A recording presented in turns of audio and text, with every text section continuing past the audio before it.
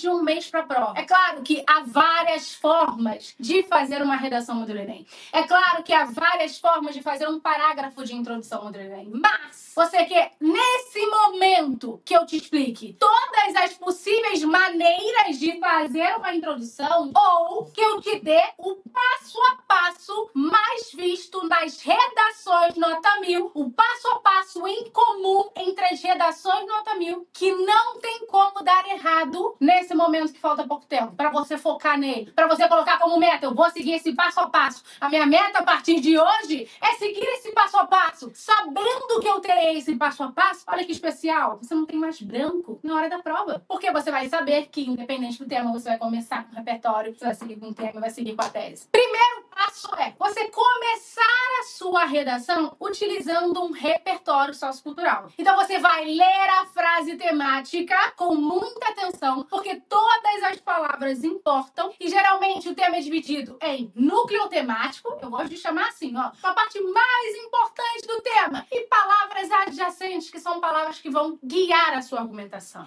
Exemplo, a persistência da violência contra a mulher na sociedade brasileira. O que é o mais importante? O que é o núcleo temático?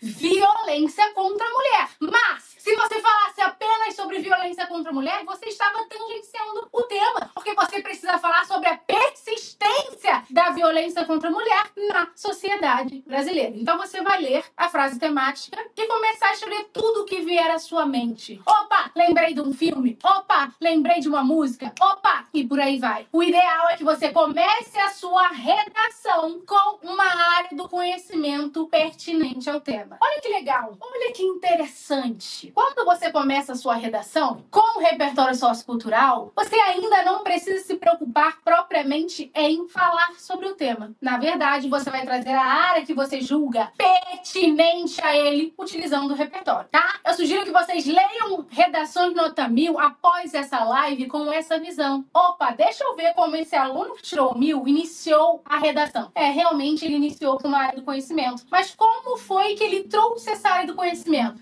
Você vai perceber que ele começa falando só sobre o repertório, por enquanto. A segunda parte da introdução é você trazer o tema. Pensa comigo. A função do parágrafo de introdução é trazer o assunto que está sendo tratado. O assunto que está sendo tratado é o tema. Então você começa falando do repertório sociocultural e em seguida você vai relacionar com o tema que está sendo proposto. Exemplo, nós temos repertórios socioculturais que servem para qualquer tema. Como isso é possível, poxa, Lulu? Por quê? Se eu conheço o perfil temático, se eu conheço quais são as características em comum entre todos os temas que já caíram e que com certeza estarão no próximo tema, eu sei que nós temos alguns repertórios que se encaixam com essas características. E aí vai bastar eu adaptar um pouco a minha estratégia argumentativa. É isso mesmo. Então, vamos lá. A Constituição Federal. Ai, poxa, Lulu, mas eu não domino a Constituição Federal. Mas você consegue utilizar a Constituição Federal em qualquer tema. Olha só. De acordo com a Constituição Federal de 1988, o que é importante você saber? Ela garante os nossos direitos, que ela fala sobre os nossos deveres. Então, você pode falar, é direito de todo cidadão o acesso ao lazer. No entanto, aí você, no entanto, não é o que de fato acontece, uma vez que boa parte da população não tem acesso ao cinema no Brasil. Quem lembra do tema democratização do acesso ao cinema no Brasil? Se é direito de todos ter o acesso ao lazer, isso é garantido na Constituição. Mas como é um problema as pessoas não terem acesso ao lazer e cinema? É uma forma de lazer. Então, pescou isso, você vai pegar a parte importante da Constituição para relacionar com o tema. Entendi, poxa, Lula, tão simples, é só isso? Sim, nós temos outras opções. Mas você não é obrigado a usar um repertório que eu chamo de coringa, que é um repertório que serve para qualquer tema. Você pode pensar em algum outro. Lembrei de uma música, caramba, esse tema me lembrou esse filme, esse tema não. E aí você vai iniciar com essa música, ou com esse filme, com esse repertório sociocultural. O importante é você saber que logo em seguida você precisa relacionar essa área do conhecimento com o tema que está sendo proposto. Primeiro, porque você precisa apresentar o tema na introdução. Você precisa imaginar que o corretor não conhece o tema e lendo a sua introdução ele vai descobrir qual é. Então você está fazendo certo. Eu sei que ele sabe o tema, ok? Mas